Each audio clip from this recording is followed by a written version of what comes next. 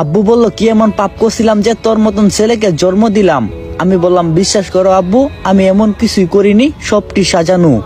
আব্বু আমাকে আর বলতে না দিয়ে ঠাস ঠাস করে 2টা থাপ্পড় মারে আমার গালে। ওই মুখে আমাকে আর আব্বু বলে ডাকবি না, এখনই চলে যা আমার সামনে থেকে। আমি বললাম, আম্মু তুমি বিশ্বাস করো, আমি এগুলা করি নাই। আম্মু বলল, চুপ, এই মুখে আমাকে আর মা বলে ডাকবি না। এটা বলে আম্মু আমাকে 2টা থাপ্পড় মারলো আর বলল, এরকম কোনো কিছু শোনার আগে আল্লাহ আমার মৃত্যু কেন দিলা না?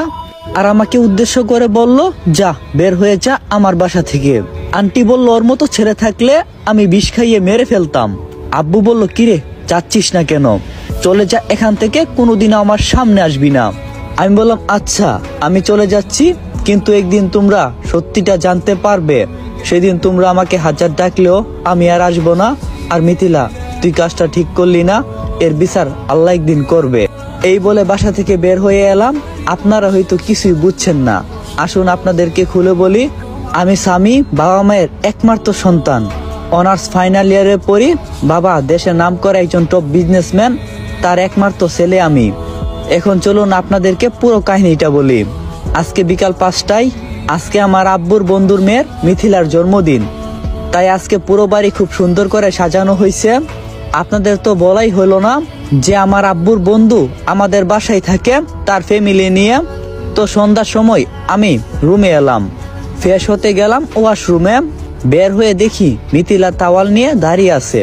ওকে তাওয়াল নিয়ে দাঁড়িয়ে থাকতে দেখে একটু অবাক হলাম, কারণ এর আগে ও কখনো আমার রুমে আসেনি। হঠাৎ আজকে আমার রুমে আসার কারণটা খুব ভালো লাগছে না। তাই আমি ওকে বললাম, কি ব্যাপার, তুই আমার রুমে কি করছিস? মিথিলা বলল, না মানে আমি তোমাকে একটা কথা বলতে এলাম। আমি বললাম, আচ্ছা বলো, এখন কি বলবা? মিথিলা বলল, আমি জানি না কথাটা তুমি কিভাবে নিবে। আসলে তুমি কি আমাকে বিয়ে করবে? আমি বললাম, তুমি কি পাগল হয়ে গেছো নাকি? আমি তোমাকে বোনের মতো দেখি, তোমাকে কখনো আমি বিয়ে করতে পারবো না। মিথিলা বলল, লাস্টবারের মতো বলছি, তুই আমাকে বিয়ে করবি? আমি বললাম তো না। মিথিলা বলল, দেখ আমি কি করি। এই বলে দরজা বন্ধ করে দিল। আমি খুব ভালো করে বুঝতে পারলাম ও কি করতে চাই। তাই আমি আমার বাটন ক্যামেরাটা চালু করে দিলাম, আমার সাথে সাথে সব সময় লাগানো থাকে।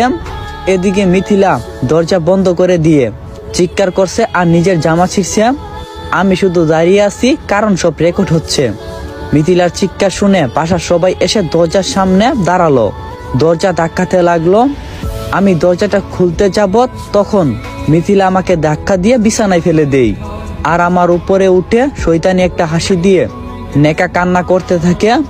আমি ওকে সরানোর চেষ্টা করছি।